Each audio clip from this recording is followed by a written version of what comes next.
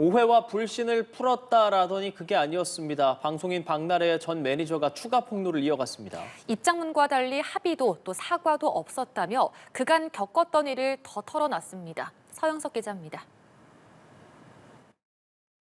갈등 봉합이 아니었습니다. 다시 입을 연 박나래 전 매니저는 합의하고 싶다고 해서 새벽 3시에 만났지만 합의의 의사나 사과는 들을 수 없었다고 주장했습니다. 당시 술에 취한 상태였던 박나래는 예전처럼 다시 일하자 노래방에 가자는 말만 되풀이했다고도 털어놨습니다. 다음 날 나온 박나래의 오해와 불신을 풀었다라는 입장문의 황당함을 감추지 못한 겁니다. 퇴사를 결심한 이유론 인격 모독을 꼽았습니다. 스태프들이 지켜보는 앞에서 욕설을 듣거나 한번 잡돌이를 하겠다는 식의 모욕적인 말을 견디기 힘들었다고 주장했습니다. 업무와 무관한 박나래의 전 남자친구가 한 달에 400만 원씩 받아갔다며 토로하는가 하면 불법 의료시술과 관련된 추가 폭로도 내놨습니다. 일명 주사이모에 대해 박나래가 의사가 아닌 것 같지만 몸이 좋아졌다라고 말했다며 무면허임을 인지하고 있었을 가능성을 시사했습니다. 그러면서 박나래가 잠든 뒤에도 계속 주사약이 투입됐다며 응급 상황을 대비해 사진을 찍어뒀다고 밝혔습니다. 주사이모가 아닌 또 다른 링거이모의 존재도 수면 위로 올라왔습니다. 무면허자라는 것을 알면서도 적극적으로 오랫동안 불법임을 알면서도 인지하고 이렇게 업무를 시켰다고 한다면 공범으로 처벌 가능성은 열려 있습니다. 경찰 수사가 본격화된 가운데 꼬리를 무는 폭로와 해명은 대중의 불신을 키우고 있습니다. 연합뉴스TV 서영석입니다. 불법 의료시술 의혹을 받고 있는 코미디언 박나래가 기존에 알려진 주사 이모 외에 또 다른 링거 이모도 있었다는 의혹이 제기됐습니다. 채널A의 보도에 따르면 전 매니저 측은 지난 2023년 7월 김해 호텔에서 처음 보는 사람이 박나래에게 링거를 놔줬다고 주장했습니다. 전 매니저 측은 이 링거 이모에 대해 의사 가운을 입지 않았고 일상복 차림이었다고 증언했고 이 인물과 출장 비용을 협의하는 메신저 대화 내용도 공개했습니다. 저희는 다음 주제로 넘어가겠습니다. 저희가 며칠째 이 시간에 개그우먼 박나래 씨 논란을 계속 짚어보고 있는데 앞서 박나래 씨가 일명 주사이모란 인물에게 불법 의료 서비스를 받아온 게 아니냐는 의혹이 제기된 바 있는데 또 다른 인물이 등장을 했습니다. 주사이모가 아니고 링거 이모도 등장을 한 거죠. 그렇죠. 새로운 폭로가 나왔는데요. 사실 그 내용은 좀 유사한 측면이 있습니다. 이 박나래 씨가 2023년도에 지방으로 촬영차 출장을 갔을 때 그 지방에서 머물고 있었던 그 호텔 방에 이제 일명 링거 이모라고 불리는 또 다른 사람을 불러서 이제 링거를 맞았다라는 추가 폭로가 이어진 건데요.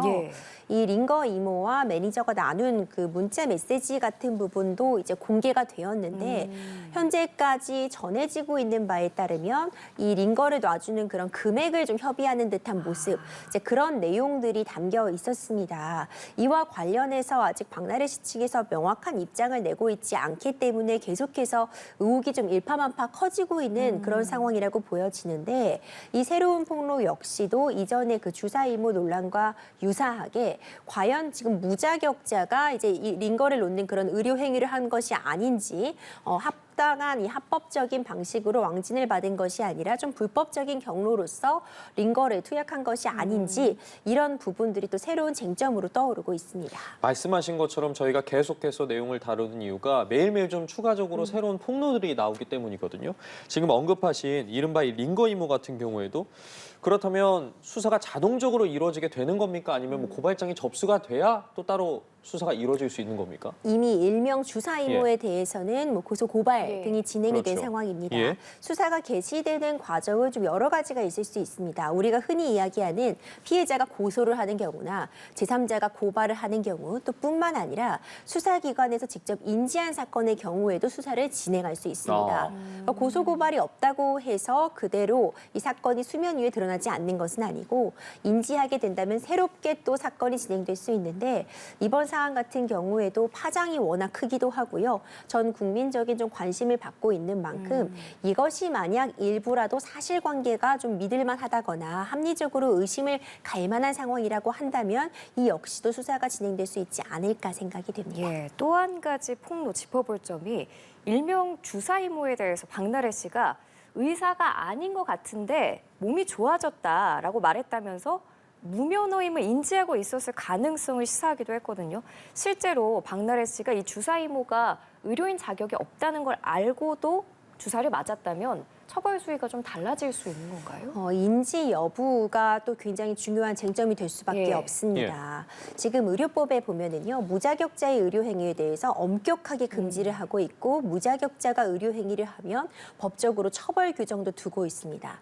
다만 이 의료법에 따르면 이 환자, 그러니까 무자격자로부터 의료 시술을 받은 환자를 처벌하는 규정은 두고 있지 않습니다.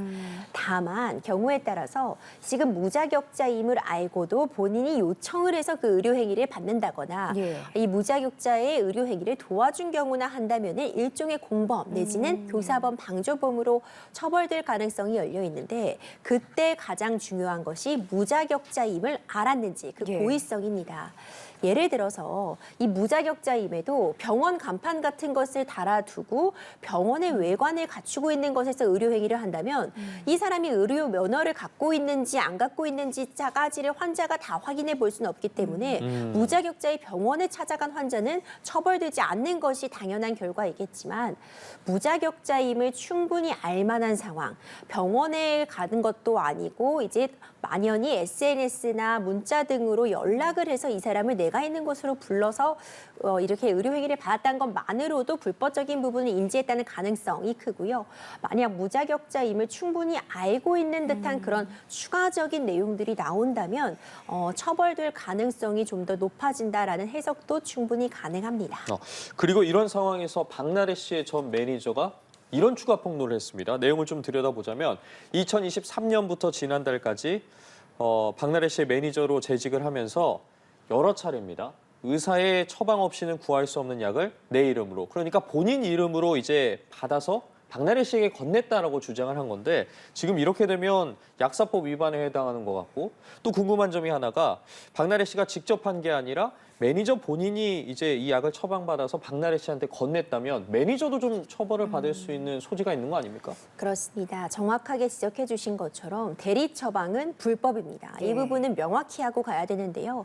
내가 같은 집에 살고 있는 가족이라도 해도 제가 대신해서 가족 구성원의 약을 받아다 줄 수는 없습니다. 그렇죠. 예. 대리 처방은 정말 예외적인 상황, 거동이 불편한 환자에 대해서 뭐 가족이 비대면 진료 이후에 약을 받아간다거나 하는 예외적인 상황에서만 허용이 되기 때문에 대리 처방은 불법이다라는 점은 명확하게 하고 가야 될 것 같고요. 예. 매니저 역시도 본인이 먹을 약이 아님에도 불구하고 이것이 어떤 강요에 의해서였을지라도 대신해서 처방을 받아다가 이 약을 건네준 부분이 있다면 일정 부분 법적 책임을 피하기 어려운 측면이 있습니다. 다만 이것이 자발적이었기보다는 어떤 상하관계라던가 일을 하는 관계에서 정말 이 부탁을 거절하기 어려웠을 것이다라는 점이 인정이 된다면 예. 충분히 그런 부분은 참작이 될 것이다라고 보고 대리 처방이 만약 있었다고 한다면 이 부분은 관련된 법 위반이 분명하다 이렇게 또 판단이 될 수 있습니다. 예, 지금 이런 불법 의료행위 문제가 연예계뿐만 아니라 다른 곳에서도 터졌습니다.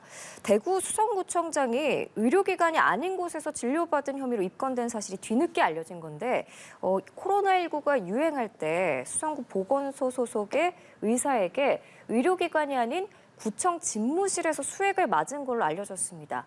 이에 대해서 보건소 측이 의료법상, 간호법상 아무 문제가 없다라고 주장을 하고 있는데 경찰이 이달 중으로 검찰 송치 여부를 결정할 방침이라고 해요. 근데 출장 의료가 모두 불법인 건 아니지만 일정한 절차가 지켜져야 하는 거죠? 맞습니다. 말씀 주신 것처럼요. 우리가 이른바 왕진이라고도 예. 표현을 하는데 의사가 직접 내가 있는 곳에 와서 가정 방문을 통해서 진료를 하는 경우가 모두 불법인 것은 아닙니다. 예. 이 왕진이 허용되는 그런 상황은요. 일단 기본적으로 이 환자의 요청 요청이 있을 때 의사가 이를 수락한 경우가 이제 대표적인 경우라고 할 수 있고요. 이 가정 방문 치료만을 전담하고 있는 그러니까 일명 왕진 전담 의사도 존재하는 것이 맞습니다. 보통은 좀 의료 취약 지역이라고 볼 수 있는 농어촌에서 이뤄질 수도 있다라고도 평가가 가능한데 지금 제시되는 논란은 특히 코로나19 시기에 대구구청장이 본인의 집무실에서 병원에 가지 않고 보건소를 이제 인원들을 불러서 수액을 맞았다라는 것이 문제가 되는 것인데요. 지금 보건소 측에서는 이제 당시 보건소장이 의사였고 이 보건소에 근무하는 간호사가 의사의 처방에 따라서 수액을 놓은 거기 때문에 관련 법 위반은 없다라는 입장을 밝히고 있습니다. 다만 일단 이 사건이 입건이 된 상황이기 때문에 수사기관 측에서는 과연 불법적인 부분은 없었는지 제대로 처방을 받아 이루어졌는지 양쪽 모두 동의가 된 상황인지 기타 상황에 대해서는 사실관계 확인 및 조사는 불가피할 것이라고 봅니다. 가수 정재형이 이른바 주사 이모와 무관하다고 입장을 내놨습니다. 정재형의 소속사 안테나는 논란 중인 예능 방송분과 관련해 더 이상의 오해를 막고자 해당 사안과 일체 무관함을 분명히 밝힌다라고 전했습니다. 이어 주사 이모 A씨와의 친분 관계는 물론 일면식도 없다고 강조했습니다. 매니저 갑질 의혹과 불법 의료시술 의혹에 휩싸인 박나래가 활동을 중단한 가운데 MBC 예능 나 혼자 산다는 지난해 12월 정재형과 박나래가 출연해 주사 이모 관련 연관설이 제기된 방송분을 비공개 처리해 논란이 일었습니다.